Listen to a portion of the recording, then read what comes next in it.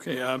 Mr. Ward, you mentioned in your opening statement, you referred to your testimony at the Ethics Committee about the abuse of tax havens by Brookfield. Can you, for the benefit of this committee and its report, we'll need perhaps some of that information here for the record at Finance. Can you give us more information about the scale and details of that abuse of tax havens, that particular example of abuse of tax havens? Well, we've done extensive work on Brookfield, and we've also gathered previous work on Brookfield, and it is clearly one of one of Canada's largest tax dodgers. All of Brookfield's operations essentially are funneled through Bermuda, and it has had a very low effective tax rate in Canada and frankly in countries around the world for a very long period of time, which is a clear red flag of major tax avoidance and extensive use of Bermuda and lots of other different tax havens to reduce its taxable income in Canada. The potential revenue loss there is in the billions and clearly at the top tier of Canadian companies in terms of its impact on reducing funding available for public services in Canada. Relevant time period would include when the Prime Minister was chair? So our study was, I think, in 2023 and looked back at the 10-year period up until 2021. Okay, thank you. I'm going to go back to Monsieur Deneau. You appeared at this committee almost 10 years ago. You talked about much of the same information that you talked about today about the effect of tax avoidance by the largest tax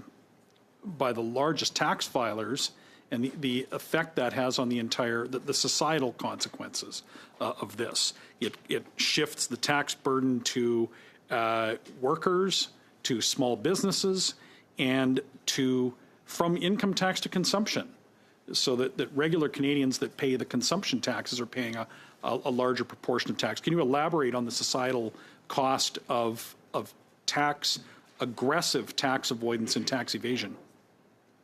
Mr. Deneau, you are on mute. Sorry. You are correct that I did give roughly the same presentation to the committee about 10 years ago. Often you feel like a broken record when you talk about tax havens. There have been reports coming out for decades, evidence about the issues caused by tax havens, and we have barely moved the needle. On one hand, there's an issue of mental blocks among policymakers. We just cannot figure out a way to fight fraud and abuse.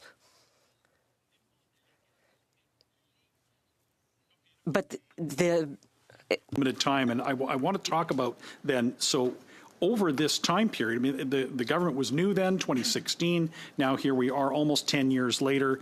They talk a lot about cracking down on evasion and aggressive avoidance, but we see no result. Can you comment on the track record now over the last 10 years on making progress on this?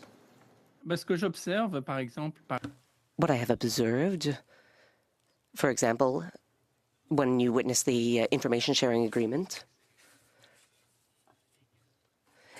is that what we're doing is really legalizing what should properly be considered fraud, considered outside the law.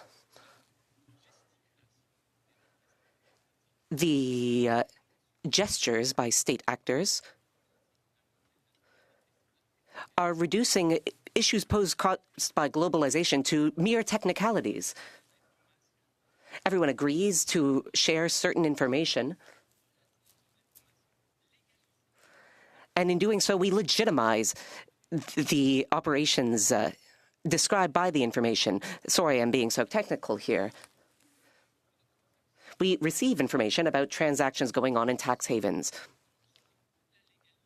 This gives it a certain legitimacy. And because time is so limited, not long after the testimony you gave in 2016, the Auditor General delivered a damning report that revealed the Canada Revenue Agency will grant months or even years when it requests information from tax filers if they have offshore dealings. If they do not have offshore dealings, they have 30 days or the tax will automatically be set. Can you comment on how this punishes regular tax filers in favor of those like Brookfield, for example, that have offshore dealings? Une réponse très courte, s'il vous plaît. Very quickly, please.